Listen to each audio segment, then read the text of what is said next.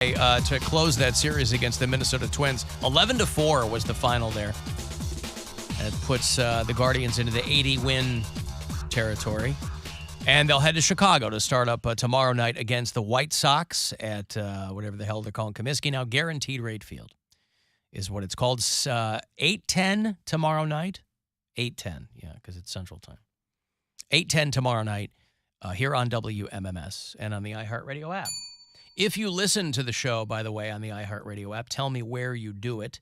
If you do it from out of state, I'm putting together our new bureau chief map, and I want to have it completely up to date. Josh is a listener in Dayton. Trucker Sean listens in Surprise, Arizona. Barron is a bureau chief in Scroggins, Texas. Kylie is down in Hattiesburg, Mississippi, doing grad school. And Darren is one of our bureau chiefs in Honolulu. So thanks. A couple that came out. I do the Cox Out pregame parties before all the Browns home games. Yesterday was the first one. It was the Browns home opener. It was a lot of fun. The game, not that much fun, but the party's always good. And Browns are playing the Steelers here at home on Thursday night. So I'll be ending Thursday's show a little bit early to get down to the Ivy. That gets going around 5:45 if you'd like to join me for that. And a couple came out yesterday to get a photo with me, and they're dressed head to toe in orange. And they tell me that they had just gotten married the day before. Mike and Brianna come out. And I'm standing there talking to them. And she's telling me what a massive fan Mike is. And my response to that is always to look at the woman and be like, you're less sure of this whole thing. Like, he dragged you down here. This is probably some kind of wedding gift to him from you. And she said that he showed her the live stream of the show one time, and she said, that's what Alan looks like? I did not picture that at all. And he said, what did you picture? And she said, not that. And I didn't ask any follow-up questions because... What, are you married? Right. I really felt like I was inferring what was happening there, and I didn't feel like getting kicked in the balls any further. I think it's the other way around. We took a photo, and I thanked them very much for coming. He seemed very excited. And a very nice thing to do for your husband, too. Because invariably, that's where I figure I land, is that the wives are less convinced. You know, he's like, no, she's getting into it. She's, yeah. But these guys, God bless them, they, and sometimes vice versa, sometimes the wives will drag their husbands kicking and screaming into this program. And again, I always tell them the same thing. I don't care why you listen. I only care that you listen. You know, because I'll meet a lot of people at the Cox Outs. I love doing them because I get to talk to people and meet people that we didn't do bar crawls this summer. We didn't do a Corona cruise. So this is when I get a chance to kind of, hunker down and talk to some people and have some pops. And it's a lot of fun. I'll get a lot of love the show. I hate your politics. And I go, that's perfectly fair. It's totally fine. Don't care. Long as you listen to the show and enjoy it. We all have to overlook things about each other from time to time. You have to overlook things about me. I have to overlook things about you when I meet you. But it's completely fine. It was a lot of fun. Stansbury came down. Corey Roddick came down. Rob Anthony, our new PD, was there. It's a lot of fun. We're giving away a trip to the Bahamas. The whole thing. So Thursday night, if you're looking to pregame, we'll be down at the Ivy right around 5:45. Now, if you're going to show up in a costume, because that's kind of what my wife is like, and I told Mike and Brianna this. Anytime I ask my wife to do something that she's kind of on the fence, she'll say, if I can wear a costume, I'll go. Like when I initially bought tickets to see the B-52's farewell tour. And I needed to get them on a weekend because I'm not going to take work off to see the goddamn B-52s. So it landed me in D.C. on October the 1st. Now, it was an impulsive purchase on my part where I told Gwen, hey, I'm going to the B-52s in D.C. on October 1st. And she kind of just stood there and looked at me because never before in our relationship had it even occurred to me to mention. We never got to that so important, how do you feel about the B-52s portion of our relationship. And it was impulsive on my part, to be sure.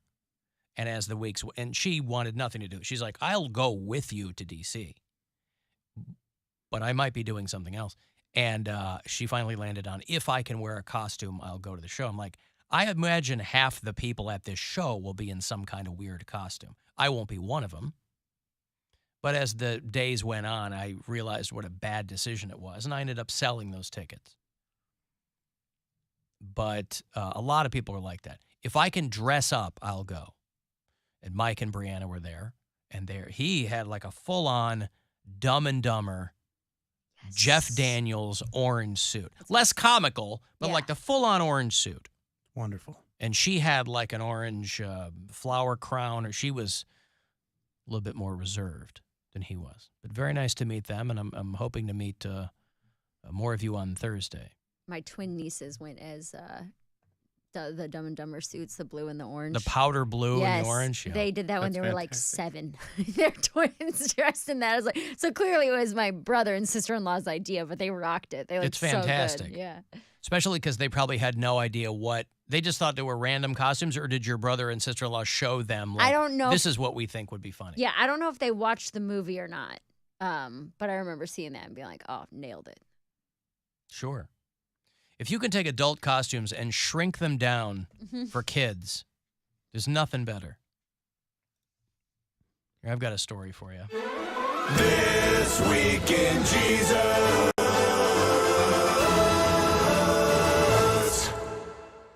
There's a guy in Arkansas. Sorry, the woman is the mom. Her name is Shannon Cox.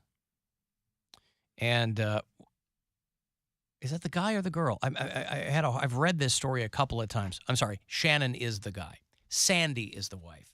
Shannon and Sandy Cox are a couple who are having a hard time. The guy faces felony charges of endangering a minor after he chopped his leg off in front of his daughter. What? Because he said that he was Jesus and needed to get right with the Lord, and then said he was Satan.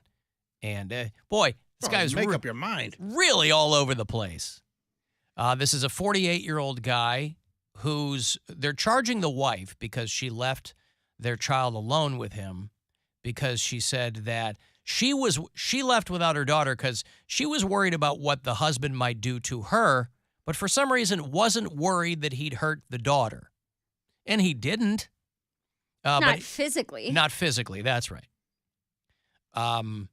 He used a chop saw to cut off part of his right leg. His 5-year-old daughter was right there when this guy was freaking out. Sheesh. You know what a chop saw is. That is a rugged blade.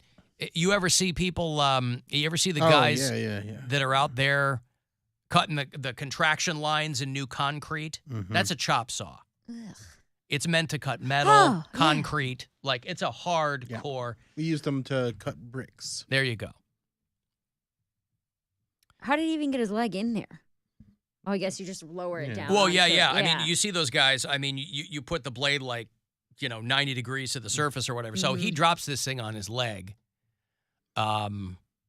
Somebody called the sheriff's office, and they got to the guy's house, and they found his leg in the front yard, and then they followed the trail of blood to the chop saw. Wow. And or they found the leg of it, whatever. And so the wife, they're both in trouble. The wife said she was fearing for her own life because her husband had been acting strangely, which is the understatement of the year. But she wasn't worried about their daughter because she said that he wouldn't hurt her. He was telling his wife that he was Jesus Christ. And she didn't. He didn't hurt her. That's right. So she wasn't wrong, but I wonder what in insane. his mind, I wonder what part of the equation, I wonder what the chopping off his own leg was going to help him get right with the Lord. Those were his words. Like one of those things where, like, if your eye offends thee or whatever, like you're cut if it your out. Your hand leads you into sin, you're supposed to cut it off. Yeah, cut it off. If you lust after a woman with your eyes, pluck them out, that kind of thing. So maybe his foot was up to something. Maybe. Got this evil ass foot over here. I'm pretty good, but my foot wants to be in some bad things. So Sandy Cox, again, no relation, said that he became violent and then told her that he was Satan. He was going to twist her head off. And so she ran, but given all this, and obviously she knows her husband better than we do, given all this, she still was convinced that he wouldn't hurt their daughter. Instead, he just cut his leg off with a chop saw in front of her. And traumatized her forever. Oh, yeah. I guess so. That's PTSD that just doesn't go away. This was Boone County, Arkansas. Was that in the NWA? Is that where you were, Bill? Boone County, Arkansas? I don't know the counties that I was in, but I don't think this was Northwest Arkansas. They call it the NWA. Oh, I was thinking like all, Ice Cube. Yeah. Believe me, it took me 2 days to figure out what everyone was talking about. I was like, that. Never mind. I'm not even going to say it. Mm-hmm. Yeah. This is Northwest Arkansas. Okay. Yep. This is just a hop and a skip from Bentonville, Hey, we have a friend who lives in Bentonville. near the Ozark St. Francis National Forest. Listen, Alan, if you ain't cutting off part of your leg when you come to visit the Ozarks, are you even doing it right? Because you come down here and you feel like you get close to Jesus, and what happened to Jesus' leg? You were a Catholic, do you know? No, I don't know. Oh, my God. See, this is why you're going to hell. One of many reasons you can't come down here acting like you know things when you don't. Because I don't know what happened to Jesus' leg. You don't know what happened to Jesus' leg and why this man wanted to cut it off. I just remembered. They didn't remove any of Jesus' limbs. What are you talking about? He was... No, this is teenage Jesus. Do you remember what happened to teenage Jesus to his leg? I think they broke up in like 96, didn't they, teenage Jesus? Yes, and they cut their legs off, and he's just trying to get the band back together, and that's why he said he was Satan, because it's the devil's music. I see. Well, whatever happened, this guy, he's come now up here in the Ozarks. going to be in prison with one leg. Very exciting. Best ways to go. Hey, let's try this. Oh, hey guys, what's up? What's up, Satan? I heard somebody mention my name. Yeah, I think Mary brought it up. I think Alan brought it up. But it's always good to hear from you. We always love your insight on things like this where someone's claiming to be you and then claiming to be Jesus, and then they're doing something crazy like cutting their leg off. I always want to hear your insight. I mean, I did tell this guy to cut his leg off. Really? Yeah. I find that shocking. I don't want to be a dick, but I mean, Satan? No. I did tell him to do that, so... Well, he listened. He did, and now... Actually, I shouldn't say I told him. I dared him. And he didn't want to look like a wuss, so he's like, oh, yeah, Satan dares me to do this. I'm going to do it. I've been whispering in this guy's ear for a month, and I was just like, he's talking to me, and I said, you'll never do it. Just do it. Do it. Cut your leg off. And this guy, I'll give him this much, he one-upped me. He one-upped the devil. I just told him to cut his leg off. He goes, yeah, and I'm going to do it in front of my kid. And I went, whoa, wait, Even whoa. Satan has his limits. I said, hold up, homie. I was just trying to see if you would do it. Right? That's what I did in the Bible. All those guys who were killing other people, I told them to do it. And half the time they would be like, no, get out of here, Satan. You know, What is it that you always say, Poundcake? Get thee behind me, Satan. right, some of that get thee behind me crap. Sometimes Crap. sometimes they Does do that do anything? Does telling you to get behind, Yes, does that help? It works. It works. I'm asking Satan, not you. I'm happy to get behind people. I'll get behind anybody you want. I'll get behind Poundcake tonight. Oh. Yeah, of course. Satan and Ghost Bag.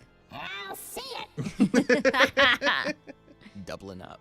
So I have a crowded place. this guy one-upped me. So Yeah, I'll give him props. he for raised that. the stakes, man. He raised the He stakes. really did. So anyway, I'm just checking in with you guys to let you know that because there are a number of people in your audience who I'm currently talking to, and I'm telling them to do some awful things.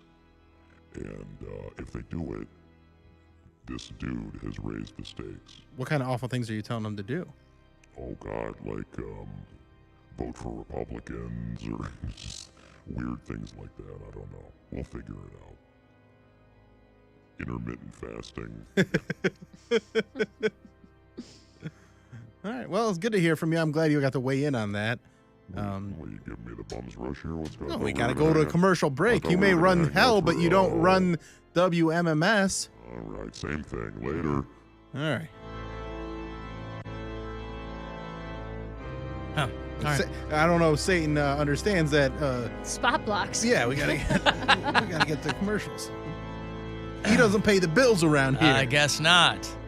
All right, yeah, let me take a break, and then we'll return. You can text for something, 35192. Listen wherever you are on the aforementioned iHeartRadio app. The Alan Cox Show on 100.7 WMMS. Your afternoon drive is brought to you by the